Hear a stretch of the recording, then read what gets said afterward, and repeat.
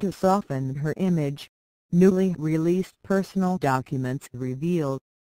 The warning came in a memo from Chief Press Secretary Bernard Ingham setting out her strengths and weaknesses.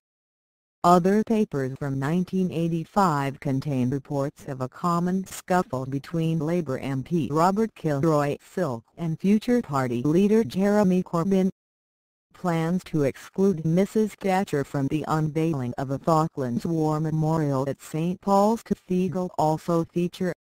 The Margaret Thatcher Archive Trust is in charge of the gradual release of her private files. Dominant person Mr Ingham's 5-page memo to Mrs Thatcher states that she had gained the reputation among the public of being hectoring, strident and bossy. On the positive side, he described her as a decisive, strong-minded person and someone who is clearly going to be very hard to beat. In short, you remain the dominant person in British politics, he added. Mr Ingham tried to get her to change her style for the Conservative Party conference in Blackpool, but she declined to use words such as compassion and caring in her speech. Chris Collins, from the Trust, said, her public image was so fixed that she couldn't win. If she had suddenly shown a softer side, people would not have believed it.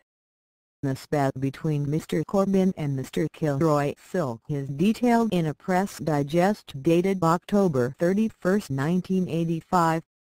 Coverage at the time suggested Mr Kilroy-Silk had attempted to punch Mr Corbyn. Earlier this year, Mr Corbyn told The Guardian Mr Kilroy-Silk was angered by him arguing on television against the expulsion of members of hard-left militant tendency group from the party.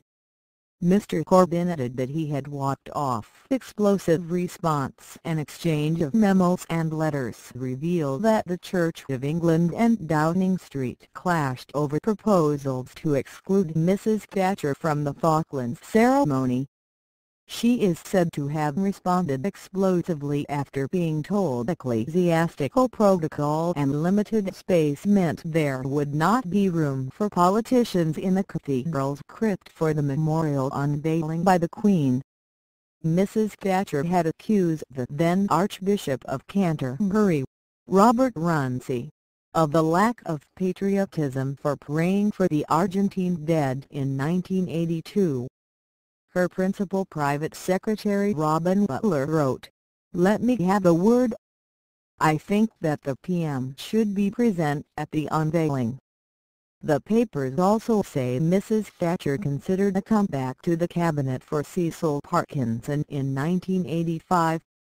The Merit Trade and Industries Secretary had been forced to stand down in 1983 after it emerged his former secretary Sarah Keyes was carrying his child. He did eventually return to the cabinet in 1987. Members of the public will be able to access the archives from Monday at www.margaretthatcher.org. Baroness Thatcher, who was Prime Minister from 1979 to 19